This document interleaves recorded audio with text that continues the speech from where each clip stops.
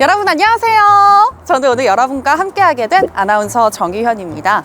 저는 지금 SH공사에서 공급한 신축 아파트에 나와 있는데요. 오늘 이곳에서 일일 입주자가 되어서 직접 입주 전에 하자 점검을 한번 해보려고 합니다. 이곳이 내 아파트라니. 위치도 좋고 건물도 예쁘고, 사실 저는 또르르 무주택자지만 이곳이 제 집이라고 생각하면 너무 기분이 좋을 것 같은데요. 이렇게 새로운 보금자리를 갖는다는 건 참 설레지만 하자 점검을 준비하면서 도대체 어디서부터 어디까지 봐야 하는 거지? 내가 본 하자가 정말 하자가 맞을까? 라고 궁금하신 분들 많으실 것 같습니다. 그래서 오늘은요, 공동주택의 하자 유형을 알기 쉽게 정리해드리기 위해서 전문가를 모셨는데요. 소장님 나와주세요. 안녕하세요. 네, 안녕하세요. 간단한 자기소개 부탁드릴게요. 네, 안녕하세요. 이완철 소장입니다. 네, 소장님은 SH공사와 함께 하자 민원 사례집을 내셨다고 알고 있는데요. 사실 아파트에 하자가 생겼다는 거 숨기고 싶을 것 같은데 네. 이렇게 공개하는 이유가 있을까요? 두 가지 이유가 있는데요. 네, 첫 번째로는 하자에 대해서 잘 모르거나 혼란스러워하는 부분에 대해서 정보를 제공해서 입주민들에게 도움을 주고자 하는 것이고, 두 번째는 SH공사 스스로가 하자 현황을 투명하게 공개하여 실수를 반복하지 않고 부족한 부분은 개선해 나가겠다는 약속을 드리는 것이기도 합니다. 아, 그렇군요. 이 하자를 축소하거나 숨기려고 하지 않고 투명하게 공개하는 거 너무나도 좋습니다. SH공사는요, 하자 제로 민원 제로를 향해서 달려가도록 하겠습니다. 자, 그럼 하자 점검하러 가보실까요?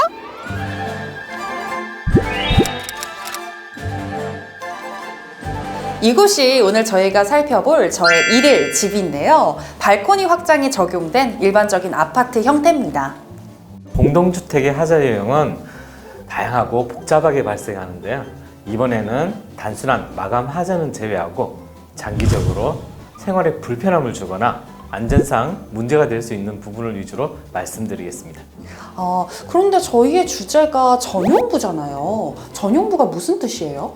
네, 전용부는 현관을 기준으로 거실, 침실, 주방 등 나와 우리 가족만이 사용하는 공간을 말합니다. 아, 그렇다면 이 문 밖으로는 공용으로 쓰는 공간이니까 공용부가 되겠네요? 네, 맞습니다. 아, 알겠습니다. 오늘 제 집의 시공 상태는 어떤지 제가 내 눈으로 확인해 보도록 하겠어요. 아주 조그만 하자도 가만두지 않을 거야. 자, 그러면 이곳이 제 집이니까 제가 문 열어드릴게요.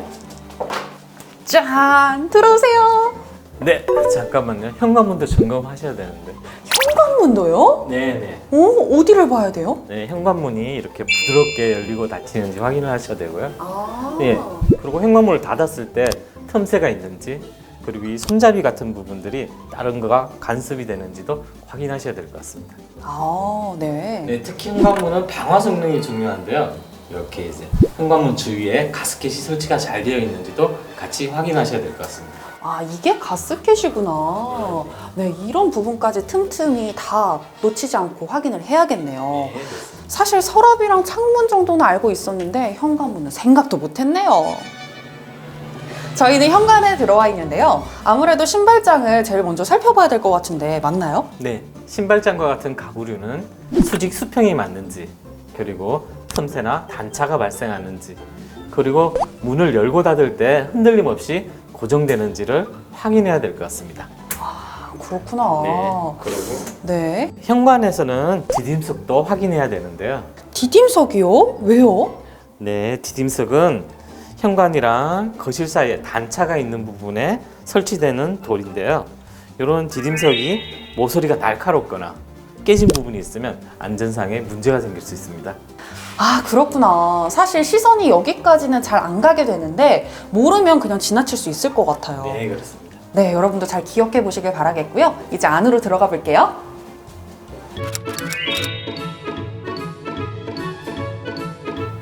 저희는 이제 거실에 들어왔는데요. 소장님, 이제 좀 알 것 같습니다.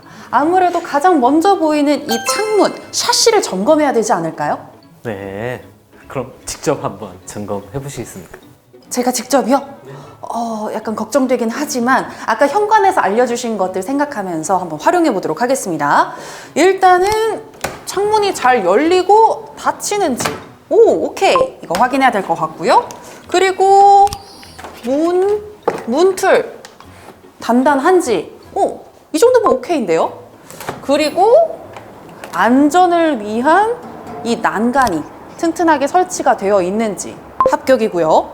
또 수평이 잘 맞는지, 이 정도면 다 본 것 같은데요? 괜찮지 않나요? 네, 기본적인 것들은 잘 점검해 주신 것 같습니다. 그런데 또 뭐가 있을까요? 예, 특히 외부에 설치되는 창호는 창호와 구조체 사이의 틈새 처리가 중요한데요. 이 틈새에 사춤이나 코킹이 부족할 경우 나중에 결로나 누수를 초래하는 원인이 될 수 있습니다. 아, 그렇구나. 예, 특히 창호에서는 여러 가지 부속물들이 설치되어 있는데요. 네. 예, 외풍이나 소음을 방지하기 위한 풍지판, 모헤어, 그리고 창호를 여닫을 때 충돌을 방지하는 스토퍼 등의 설치를 확인하셔야 될 것 같습니다. 아, 모헤어나 풍지판, 스토퍼 이런 작은 부분까지 꼼꼼하게 확인을 해야겠네요. 아무래도 소음이나 외풍처럼 좀 가족들에게 직접적으로 영향을 끼칠 수 있는 부분이니까 이건 정말 잘 확인을 하셔야 될 것 같습니다. 그리고 또 거실이나 침실 천장을 보게 되면 곰팡이가 생기는 경우도 있던데 이건 사전에 점검할 수 있는 방법이 없을까요? 네, 굉장히 중요한 부분인데요. 예, 결로 발생에는 다양한 원인이 있습니다. 예, 단열재가 누락되어 있을 수도 있고 단열재 사이에 틈새가 발생할 수 있습니다. 예, 그런데 단열재는 사실 벽체 내부에 설치되기 때문에 저희가 육안으로 확인하기는 쉽지가 않습니다. 이럴 경우 열 화상 카메라를 사용하여 온도를 측정하여 확인할 수 있는 방법도 있습니다. 아, 열 화상 카메라는 그럼 뭐 대여해서 쓰는 건가요? 네, 기본적으로 시공사나 전문 회사에서 가지고 있는데 그쪽으로 문의를 하시면 될 것 같습니다. 아, 그렇구나. 그런데 결로 생길 때 환기도 많이 시키잖아요. 이것도 영향이 있나요? 네, 사실 결론은 생활 습관과 밀접한 관련이 있습니다. 아, 환기량이 부족하고 가습기 사용이 많은 겨울철에는 실내 습도가 높아서 결로가 발생할 수 있는 우려가 많이 있습니다. 아, 그렇군요. 시공이 잘 되어 있더라도 생활 습관이 안 좋으면 결로가 생길 수 있다고 하니까요. 생활 습관도 꼭 신경 쓰셔야겠습니다. 저희는 거실을 지나서 침실로 들어왔는데요. 아무래도 창문이나 문의 개폐 불량이 있는지 없는지, 그리고 또 문은 튼튼한지 이런 것들을 잘 확인을 해줘야겠죠? 네, 맞습니다. 그리고 이곳에는 없지만 붙박이장이 설치되는 부분이 있는데요. 붙박이장이요. 아무래도 그럼 붙박이장도 잘 열리고 닫히는지, 또 경첩이 튼튼한지, 또 매끄럽게 서랍이 열리는지 이런 것들 확인해주면 되는 거 아닌가요? 네, 추가적으로 가구가 설치되는 부분의 바닥에 난방이 누락되는 경우가 있는데 법적으로 가구가 설치되는 부분에도 난방이 설치되어야 됩니다. 이는 가구 결로를 방지하기 위한 것으로 가구와 벽체 사이에 이격거리를 두거나 가구 뒤쪽에 환기구를 두는 것도 같은 이유에서입니다. 아, 그렇군요.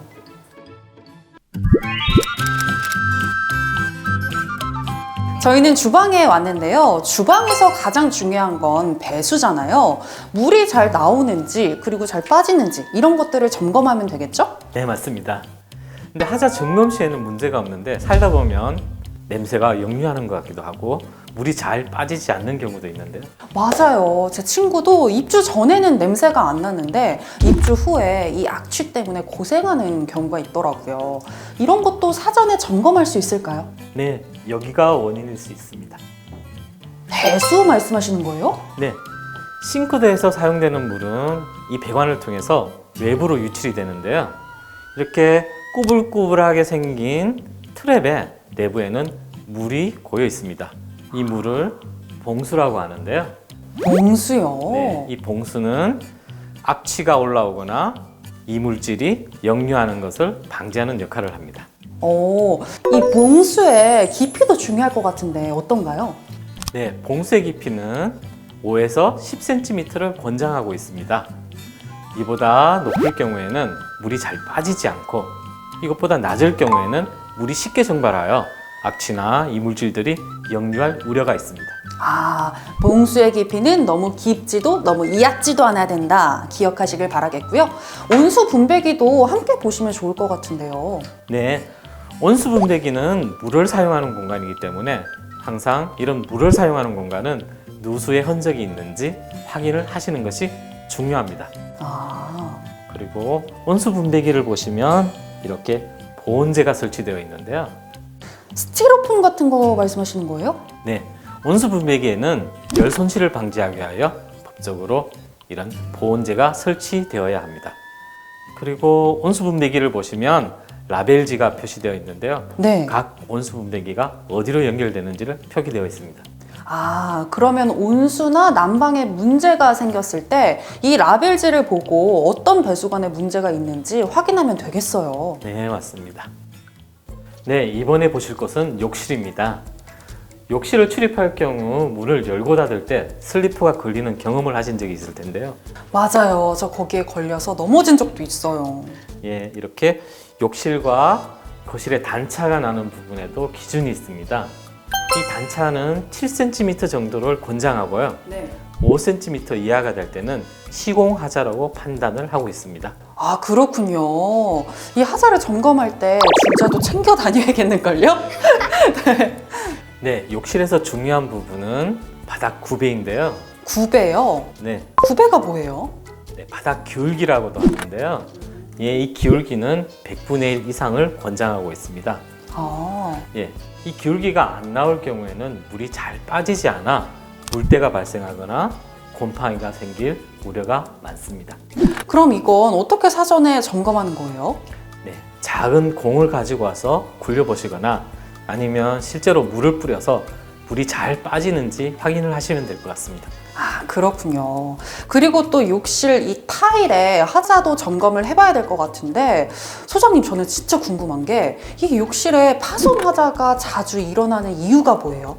네, 타일은 모르타르나 전용 접착제로 바닥이나 벽에 접착하고 그 사이를 줄눈으로 메꾸게 됩니다. 그런데 이때 접착제량이 부족하거나 또는 시공 시간을 준수하지 않을 경우에 타일이 들뜨거나 탈락하는 우려가 발생할 수 있습니다. 아, 그렇군요. 그리고 또 이 위층에서 누수가 발생하진 않는지 이 부분도 확인을 해야겠죠? 네, 특히 우리나라의 경우 위층에 사용되는 배관이 아래층 천정 상부에 설치되는 청하 배관으로 시공되는 경우가 많습니다. 이럴 경우에는 천정 점검구를 통해서 배관에 누수가 있는지 누수의 흔적이 남아 있는지를 꼭 확인하셔야 될 것 같습니다. 이번에는 발코니를 살펴볼 텐데요. 좁지만 정말 중요한 곳이잖아요. 빨래를 말리기도 하고 세탁기나 건조기를 설치하기도 하고요. 네, 보통 가정에서는 세탁기나 건조기를 많이들 설치하시는데요. 그래서 중요한 것이 개구부와 설치될 공간의 폭입니다. 네, 설치하고자 하는 가전이 들어가는지 입주 전에 꼭 확인을 하시고 설치하는 장소에 보일러나 수도꼭지 등의 간섭이 있는지도 같이 확인을 하셔야 될 것 같습니다. 그리고 발코니에 누수가 생기는 경우도 있던데 이 부분도 확인을 해야겠죠? 네, 발코니에는 우수배관이 설치되는데요. 이 우수배관 주변으로 누수 하자가 종종 발생합니다. 그래서 신축 아파트의 경우 이런 누수 얼룩이 넓게 퍼져 있지는 않는데요. 그래서 좀 더 주의 깊게 살펴보아야겠습니다. 이번에는 실외기실인데요. 실외기가 들어갈 공간이 충분히 있는지, 또 이 공간에 다른 방해물은 없는지 이 부분 확인해야겠죠. 네, 실외기 공간은 가로 50cm, 세로 70cm의 여유 공간이 있어야 되는데요. 이는 실외기의 원활한 급기와 배기가 이루어지게 하기 위한 공간입니다. 그리고 저 창은 실외기실에만 있는 건가요? 네, 로버창 또는 갤러리 창이라고도 하는데요. 열림과 닫힘이 잘 되는지 확인을 해 주셔야 될 것 같고요. 그리고 닫았을 때 밀폐가 되는지도 꼭 확인하셔야 될 것 같습니다. 로버창은 충분한 폭을 확보하고 하부턱도 실외기 높이와 일치하게 하여 겉배기가 원활하게 이루어지도록 해야 될 것 같습니다. 네, 이렇게 해서 저희가 전용부의 하자 점검을 해봤는데요. 정말 다양한 공간에서 다양한 유형의 하자를 저희가 살펴봤잖아요. 그 중에서 가장 많은 하자 유형은 어떤 걸까요? 네, 저희가 하자 유형을 분류할 때 건축, 기계, 통신 등의 유형으로 분류되는데요. 그 중에서 건축 공정의 하자가 가장 많이 발생하고 건축에서도 벽지, 몰딩, 마루와 같은 수장 부분의 하자가 가장 많이 발생하고 있습니다. 그럼 대략 하자는 몇 건 정도 발생한다고 보면 될까요? 네, 최근 5개년간 입주한 24개 단지 약 15,000세대를 조사해 봤을 때 하자는 세대당 0.02건, 잔손보기는 세대당 11.05건 정도 발생하고 있습니다. 그렇다면 100가구당 2가구 정도 하자가 발생한다는 건데 잔손보기는 뭐예요? 잔손보기는 쉽게 말하면 실리콘이 누락되거나 서랍장이 비틀어지는 등 즉시 조치가 가능한 경미한 사항입니다. 그럼 신청한 하자에 대한 보수는 잘 이루어지고 있나요? 네, 지금까지 100%에 가까운 99.9%가 완료되었고요. 설계에서부터 시공까지 하자 발생을 최소화하기 위하여 노력하고 있습니다. 정말 솔직하게 이야기를 해주시네요. 숨기고 싶은 부분도 감추지 않고 투명하게 공개하고 하자를 줄이기 위해서 노력하는 SH 항상 응원하겠습니다. 그럼 이제 공동주택 공용부에 하자 점검을 하러 가보실까요?